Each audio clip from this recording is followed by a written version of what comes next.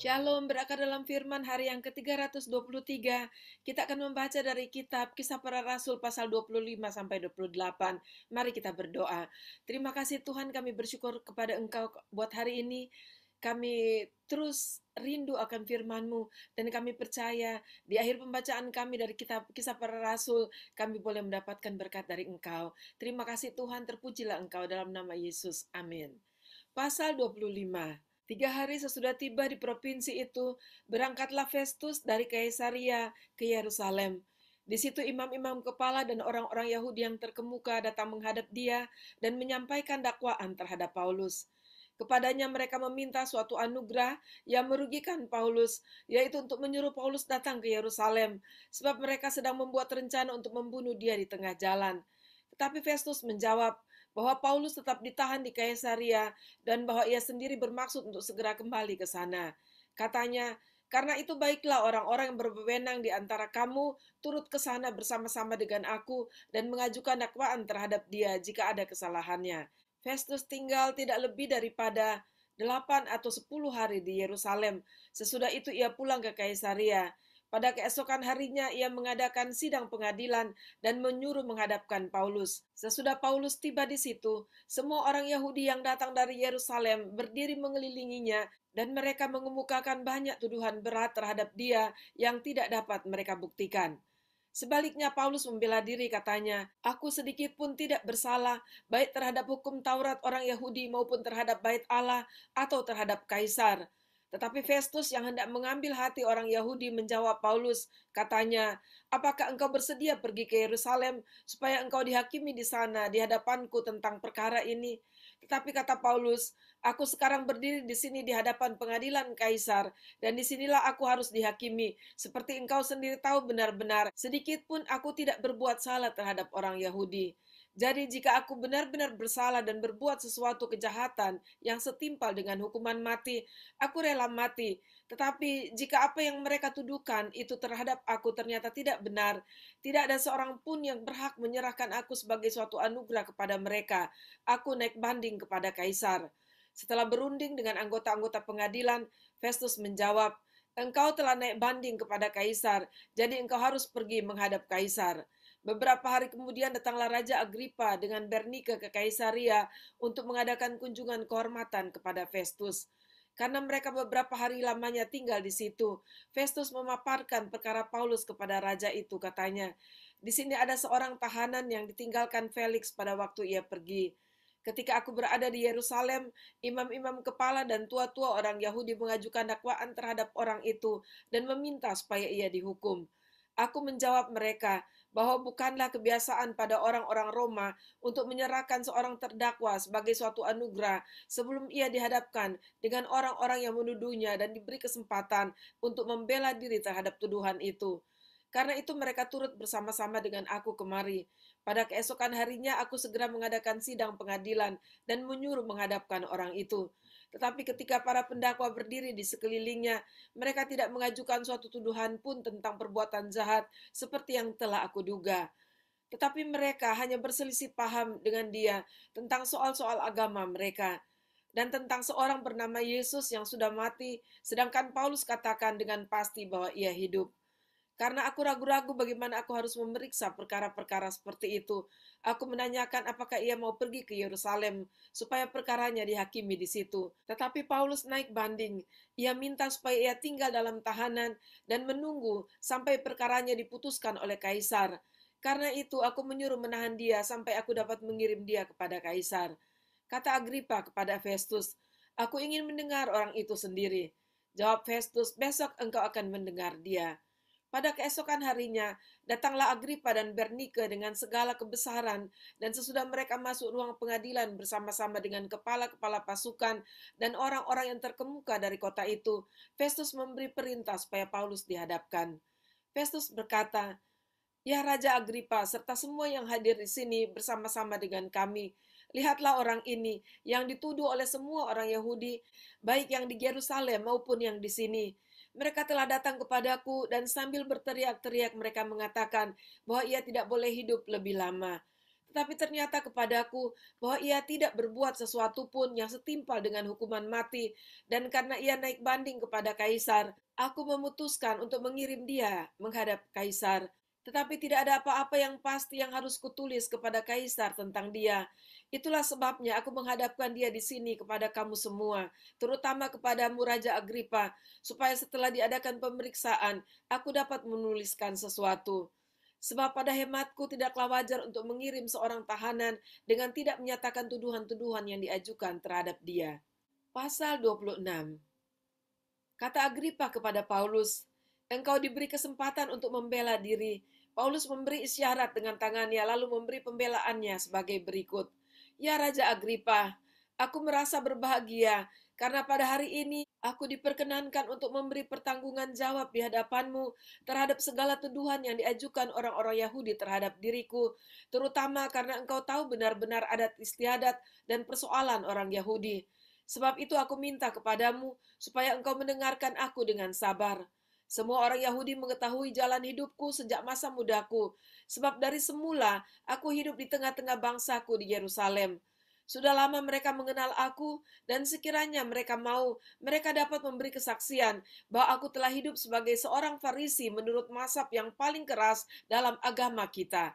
Dan sekarang aku harus menghadap pengadilan, oleh sebab aku mengharapkan kegenapan janji yang diberikan Allah kepada nenek moyang kita, dan yang dinantikan oleh kedua belah suku kita, sementara mereka siang malam melakukan ibadahnya dengan tekun. Dan karena pengharapan itulah, ya Raja Agripa, aku dituduh orang-orang Yahudi. Mengapa kamu menganggap mustahil bahwa Allah membangkitkan orang mati? Bagaimanapun juga aku sendiri pernah menyangka bahwa aku harus keras bertindak menentang nama Yesus dari Nazaret. Hal itu kulakukan juga di Yerusalem. Aku bukan saja telah memasukkan banyak orang kudus ke dalam penjara, setelah aku memperoleh kuasa dari imam-imam kepala, tetapi aku juga setuju jika mereka dihukum mati. Dalam rumah-rumah ibadat, aku sering menyiksa mereka dan memaksanya untuk menyangkal imannya. Dan dalam amarah yang meluap-luap, aku mengejar mereka, bahkan sampai ke kota-kota asing. Dan dalam keadaan demikian, ketika aku dengan kuasa penuh dan tugas dari imam-imam kepala sedang dalam perjalanan ke Damsyik, tiba-tiba ya Raja Agripa, pada tengah hari bolong, aku melihat di tengah jalan itu cahaya yang lebih terang daripada cahaya matahari turun dari langit meliputi aku dan teman-teman seperjalananku. Kami semua rebah ke tanah, dan aku mendengar suatu suara yang mengatakan kepadaku dalam bahasa Ibrani, Saulus, Saulus, mengapa engkau menganiaya aku? Sukar bagimu menendang ke galang rangsang. Tapi aku menjawab, siapa engkau Tuhan? Kata Tuhan, akulah Yesus yang kau aniaya itu. Tetapi sekarang bangunlah dan berdirilah, aku menampakkan diri kepadamu untuk menetapkan engkau menjadi pelayan dan saksi tentang segala sesuatu yang telah kau lihat daripadaku, dan tentang apa yang akan kuperlihatkan kepadamu nanti. Aku akan mengasingkan engkau dari bangsa ini dan dari bangsa-bangsa lain, dan aku akan mengutus engkau kepada mereka untuk membuka mata mereka, supaya mereka berbalik dari kegelapan kepada terang, dan dari kuasa iblis kepada Allah, supaya mereka oleh iman mereka kepadaku memperoleh pengampunan dosa dan mendapat bagian dalam apa yang ditentukan untuk orang-orang yang dikuduskan.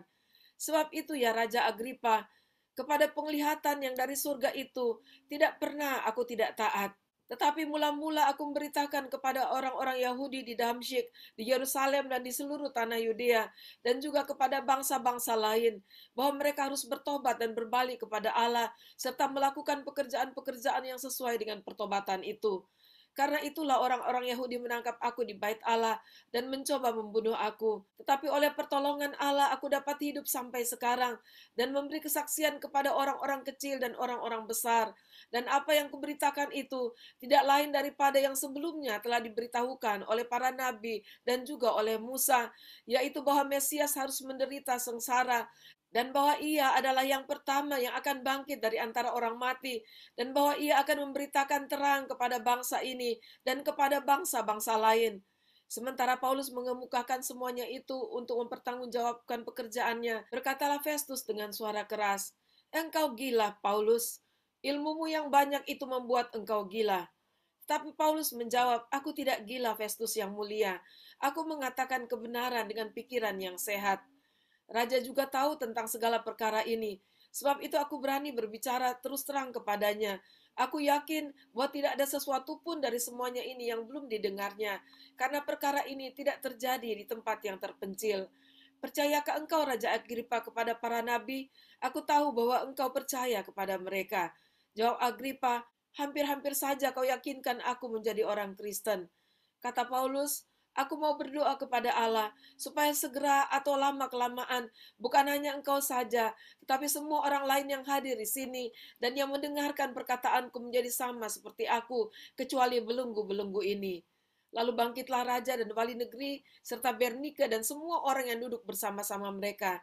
Sementara mereka keluar, mereka berkata seorang kepada yang lain, orang itu tidak melakukan sesuatu yang setimpal dengan hukuman mati atau hukuman penjara. Kata Agripa kepada Festus, orang itu sebenarnya sudah dapat dibebaskan sekiranya ia tidak naik banding kepada kaisar. Pasal 27. Setelah diputuskan bahwa kami akan berlayar ke Italia, maka Paulus dan beberapa orang tahanan lain diserahkan kepada seorang perwira yang bernama Julius dari pasukan kaisar. Kami naik ke sebuah kapal dari Adramitium yang akan berangkat ke pelabuhan-pelabuhan di sepanjang pantai Asia, lalu kami bertolak. Aristarchus, seorang Makedonia dari Tesalonika, menyertai kami. Pada keesokan harinya kami singgah di Sidon. Julius memperlakukan Paulus dengan ramah dan memperbolehkannya mengunjungi sahabat-sahabatnya, supaya mereka melengkapkan keperluannya. Oleh karena angin sakal, kami berlayar dari situ menyusur pantai Siprus. Dan setelah mengarungi laut di depan Kilikia dan Pamfilia, sampailah kami di Mira, di daerah Likia. Di situ perwira kami menemukan sebuah kapal dari Alexandria yang hendak berlayar ke Italia. Ia memindahkan kami ke kapal itu. Selama beberapa hari berlayar, kami hampir-hampir tidak maju, dan dengan susah payah kami mendekati Knidus. Karena angin tetap tidak baik, kami menyusur pantai Kreta melewati Tanjung Salmone. Sesudah kami dengan susah payah melewati tanjung itu, sampailah kami di sebuah tempat bernama Pelabuhan Indah dekat kota Lasea. Sementara itu sudah banyak waktu yang hilang, waktu puasa sudah lampau dan sudah berbahaya untuk melanjutkan pelayaran. Sebab itu Paulus memperingatkan mereka, katanya, saudara-saudara, aku lihat bahwa pelayaran kita akan mendatangkan kesukaran-kesukaran dan kerugian besar, bukan saja bagi muatan dan kapal, tapi juga bagi nyawa kita. Tapi perwira itu lebih percaya kepada jurumudi dan nakoda daripada kepada perkataan Paulus. Karena pelabuhan itu tidak baik untuk tinggal di situ selama musim dingin, maka kebanyakan dari mereka lebih setuju untuk berlayar terus dan mencoba mencapai kota Phoenix untuk tinggal di situ selama musim dingin. Kota Phoenix adalah sebuah pelabuhan pulau Kreta yang terbuka ke arah barat daya dan ke arah barat laut. Pada waktu itu angin sepoi-sepoi bertiup dari selatan. Mereka menyangka bahwa maksud mereka sudah tentu akan tercapai. Mereka membongkar sau, lalu berlayar dekat sekali menyusur pantai Kreta. Tetapi tidak berapa lama kemudian turunlah dari arah pulau itu angin badai yang disebut angin timur laut. Kapal itu dilandanya dan tidak tahan menghadapi angin haluan. Karena itu kami menyerah saja dan membiarkan kapal terombang-ambing. Kemudian kami hanyut sampai ke pantai sebuah pulau kecil bernama Kauda. Dan di situ dengan susah payah kami dapat menguasai sekoci kapal itu. Dan setelah sekoci itu dinaikkan ke atas kapal, mereka memasang alat-alat penolong dengan meliliti kapal itu dengan tali. Dan karena takut terdampar di beting Sirtis, mereka menurunkan layar dan membiarkan kapal itu terapung-apung saja. Karena kami sangat hebat, diombang-ambingkan angin badai, maka pada keesokan harinya mereka mulai membuang muatan kapal ke laut. Dan pada hari yang ketiga, mereka membuang alat-alat kapal dengan tangan mereka sendiri. Setelah beberapa hari lamanya, baik matahari maupun bintang-bintang tidak kelihatan, dan angin badai yang dahsyat terus-menerus mengancam kami.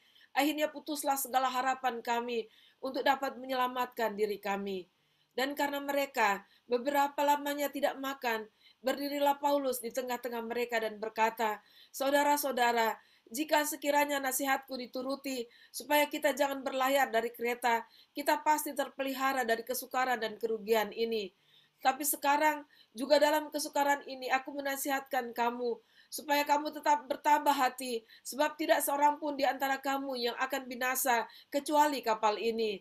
Karena tadi malam seorang malaikat dari Allah, yaitu dari Allah yang aku sembah sebagai miliknya, berdiri di sisiku. Dan ia berkata, jangan takut Paulus, engkau harus menghadap Kaisar. Dan sesungguhnya oleh karunia Allah, maka semua orang yang ada bersama-sama dengan engkau di kapal ini akan selamat karena engkau.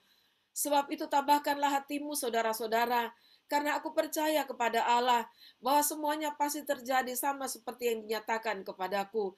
Namun kita harus mendamparkan kapal ini di salah satu pulau. Malam yang ke-14 sudah tiba dan kami masih tetap terombang-ambing di Laut Adria. Tapi kira-kira tengah malam anak-anak kapal merasa bahwa mereka telah dekat daratan.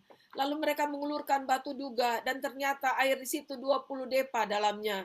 Setelah maju sedikit, mereka menduga lagi, dan ternyata 15 depa. Dan karena takut bahwa kami akan terkandas di salah satu batu karang, mereka membuang 4 sau di buritan, dan kami sangat berharap mudah-mudahan hari lekas siang. Akan tetapi anak-anak kapal berusaha untuk melarikan diri dari kapal. Mereka menurunkan sekoci dan berbuat seolah-olah mereka hendak melabuhkan beberapa sau di haluan. Karena itu Paulus berkata kepada perwira dan prajurit-prajuritnya, jika mereka tidak tinggal di kapal, kamu tidak mungkin selamat. Lalu prajurit-prajurit itu memotong tali sekoci dan membiarkannya hanyut. Ketika hari menjelang siang, Paulus mengajak semua orang untuk makan, katanya, sudah 14 hari lamanya kamu menanti-nanti saja, menahan lapar dan tidak makan apa-apa. Karena itu aku menasihati kamu, supaya kamu makan dahulu. Hal itu perlu untuk keselamatanmu. Tidak seorang pun di antara kamu akan kehilangan sehelai pun dari rambut kepalanya. Sesudah berkata demikian, ia mengambil roti, mengucap syukur kepada Allah di hadapan semua mereka, memecah-mecahkannya lalu mulai makan. Maka kuatlah hati semua orang itu, dan mereka pun makan juga. Jumlah kami semua yang di kapal itu 276 jiwa. Setelah makan kenyang, mereka membuang muatan gandum ke laut untuk meringankan kapal itu. Dan ketika hari mulai siang, mereka melihat suatu teluk yang rata pantainya. Walaupun mereka tidak mengenal daratan itu, mereka memutuskan untuk sedapat mungkin mendamparkan kapal itu ke situ. Mereka melepaskan tali-tali sau, lalu meninggalkan sau-sau itu di dasar laut. Sementara itu mereka mengulurkan tali-tali kemudi, memasang layar topang, supaya angin meniup kapal itu menuju pantai. Tetapi mereka melanggar busung basir, dan terkandaslah kapal itu. Haluannya terpancang dan tidak dapat bergerak, dan buritannya hancur dipukul oleh gelombang yang hebat. Pada waktu itu prajurit-prajurit bermaksud untuk membunuh tahanan-tahanan, supaya jangan ada seorang pun yang melarikan diri dengan berenang. Tapi perwira itu ingin menyelamatkan Paulus, karena itu ia menggagalkan maksud mereka dan memerintahkan supaya orang-orang yang pandai berenang lebih dahulu terjun ke laut dan naik ke darat, dan supaya orang-orang lain menyusul dengan mempergunakan papan atau pecahan-pecahan kapal. Demikianlah mereka semua selamat naik ke darat. Pasal 28. Setelah kami tiba dengan selamat di pantai, barulah kami tahu bahwa daratan itu adalah Pulau Malta. Penduduk pulau itu sangat ramah terhadap kami. Mereka menyalakan api besar dan mengajak kami semua ke situ karena telah mulai hujan dan hawanya dingin. Ketika Paulus memungut seberkas ranting-ranting dan meletakkannya di atas api, keluarlah seekor ular beludak karena panasnya api itu, lalu menggigit tangannya. Ketika orang-orang itu melihat ular itu terpaut pada tangan Paulus, mereka berkata seorang kepada yang lain, orang ini sudah pasti seorang pembunuh, sebab meskipun ia telah luput dari laut, ia tidak dibiarkan hidup oleh Dewi Keadilan. Tapi Paulus mengibaskan ular itu ke dalam api, dan ia sama sekali tidak menderita sesuatu. Namun mereka menyangka bahwa ia akan bengkak atau akan mati rebah seketika itu juga. Tetapi sesudah lama menanti-nanti mereka melihat bahwa tidak ada apa-apa yang terjadi padanya. Maka sebaliknya mereka berpendapat bahwa ia seorang dewa. Tidak jauh dari tempat itu ada tanah milik gubernur pulau itu. Gubernur itu namanya Publius. Ia menyambut kami dan menjamu kami dengan ramahnya selama 3 hari. Ketika itu ayah Publius terbaring karena sakit demam dan disenteri. Paulus masuk ke kamarnya, ia berdoa, serta menumpangkan tangan ke atasnya dan menyembuhkan dia.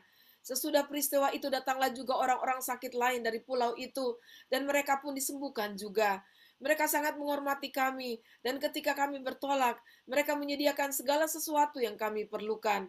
3 bulan kemudian kami berangkat dari situ, naik ke sebuah kapal dari Alexandria yang selama musim dingin berlabuh di pulau itu.